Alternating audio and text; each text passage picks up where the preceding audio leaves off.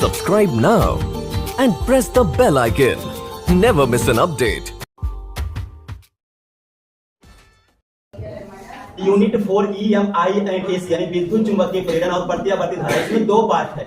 एक तो विद्युत चुंबकीय प्रेरण है, एक प्रत्यावर्ती धारा। तो विद्युत चुंबकीय प्रेरण का ये एक लास्ट टॉपिक बचा हुआ है, ईडी करंट। और ये भी टॉपिक देखिए शॉर्ट टाइप में बहुत इंपॉर्टेंट है, 2 नंबर का पूछेगा। भंवर धारा से आप क्या समझते हैं, यह भंवर धारा का परिभाषा लिखे, जो भी पूछेगा, और इसका एक उपयोग पूछेगा, तो उपयोग बाद में दिखाएंगे। पहले भंवर धारा क्या होता है वो समझिए। देखिए EMI के लिए फैराडे साहब ने जितना भी एक्सपेरिमेंट किया था अलग अलग टाइप का, वो सब से कुछ ना कुछ निकलता है। जैसे एक से स्वप्रेरण निकलता है, एक से न्यून प्रेरण निकलता है, एक से भंवर धारा निकलता है। भंवर धारा वाला किस एक्सपेरिमेंट से निकलेगा वो जरा ध्यान दीजिएगा। देखिए फैराडे साहब ने क्या किए थे कि मान लीजिए कि इसको आप देखिए, इस चीज को आप समझते होंगे, ये किसको दर्शा रहा है, भीतर की ओर मैग्नेटिक फील्ड को, भीतर की ओर मैग्नेटिक फील्ड बी वेक्टर को। ठीक है, अब इस चुंबकीय क्षेत्र में एक वृत्ताकार लूप हम लेते हैं और इस लूप में देखिए एक कोई रॉड लगा देते हैं। ठीक है, अब जरा समझिएगा ध्यान को, एक समान चुंबकीय क्षेत्र है। इस चुंबकीय क्षेत्र में ये जो ऐसा वृत्ताकार कुंडली लगा हुआ है, इसको ऐसा नचाते हैं, घुमाते हैं। घुमाने से क्या होगा, इसके फ्लक्स में परिवर्तन, और जब फ्लक्स में परिवर्तन होगा तो इसमें एक प्रेरित धारा की उत्पत्ति होगी। क्योंकि ये जो धारा उत्पन्न होगा इस कुंडली में, वो धारा कैसा उत्पन्न होगा, चक्करदार वृत्ताकार। और चक्करदार देखिए आप बात कीजिए, ये चक्करदार क्या होता है, भंवर, इसलिए इसका नाम पड़ गया भंवर धारा। ठीक है, तो इसमें ज्यादा कुछ लॉजिक नहीं है। अगर किसी वृत्ताकार कुंडली को, वृत्ताकार चकती को हम एक समान चुंबकीय क्षेत्र में घूर्णित करें, या इसका दूसरा केस भी है, चुंबकीय क्षेत्र को ही अगर हम बदल दें, इसको एक समान नहीं रखे, चुंबकीय क्षेत्र को ही बदले। जैसे यहां पर देखिए, मान लीजिए कि ये क्वाइल है, ठीक है, ये एक लूप है, क्वाइल है, और इस लूप में यहां पर मान लीजिए कि एक गैल्वेनोमीटर लगा दिए करंट जानने के लिए। ठीक है, अब यहां पर हम क्या करते हैं कि एक चुंबक को आगे पीछे गति करवाते हैं। तो जब चुंबक को आगे पीछे गति करवाएंगे तो चुंबकीय फ्लक्स क्या होगा, बदलेगा। तो अभी चुंबकीय क्षेत्र को हम एक समान नहीं रखें, चुंबकीय क्षेत्र को बदल रहे हैं। चुंबकीय क्षेत्र के बदलने से, फ्लक्स के बदलने से यहां पर फिर से करंट उत्पन्न होगा, और ये करंट कैसा उत्पन्न होगा, चक्करदार, इसलिए इसका नाम क्या है, भंवर धारा। तो वृत्ताकार कुंडली को या तो एक समान चुंबकीय क्षेत्र में घूर्णित कीजिए, या तो फिर चकती को बदलते हुए क्षेत्र में रख दीजिए। तब उस चकती में, उस वृत्ताकार लूप में एक धारा उत्पन्न होगा, और वो धारा चक्करदार होगा, इसलिए उस धारा का नाम क्या होगा, भंवर धारा। क्या नाम होगा, भंवर धारा। तो ये सब एक्सपेरिमेंट जो किया हुआ था फैराडे साहब का, उसी से सब कुछ ऐसा निकल रहा है। तो भंवर धारा का डेफिनेशन लिख लीजिएगा।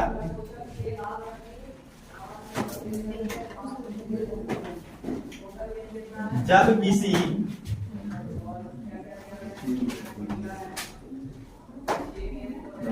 वृत्ताकार कुंडली को, वृत्ताकार कुंडली या धातु के चकती को, ऐसा कर लीजिए, धातु के चकती को बदलते हुए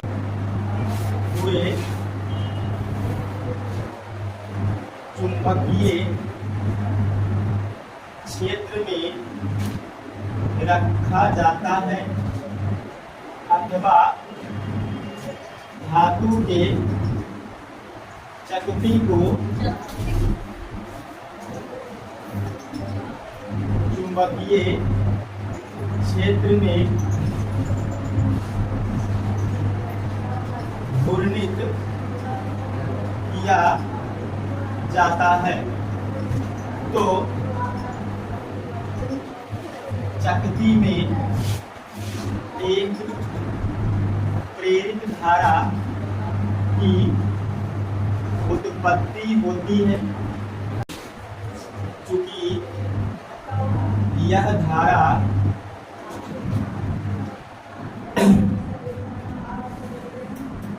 चक्करदार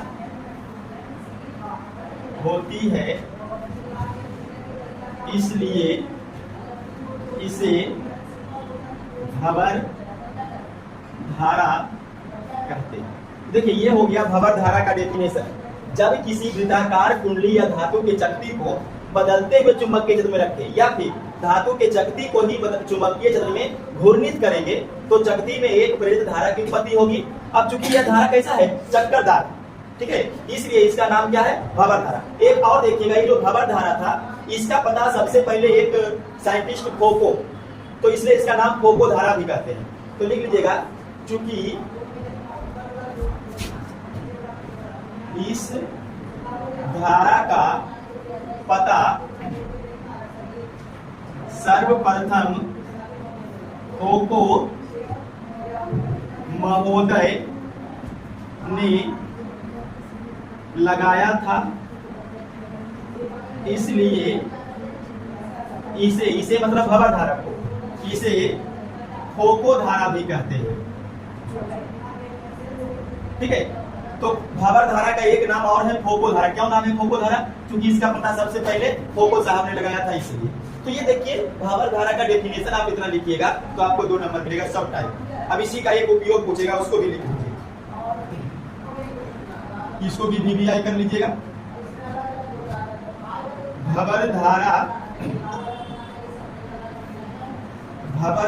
के उपयोग, तो देखिए भंवर धारा का उपयोग जो है प्रेरण भट्ठी में होगा।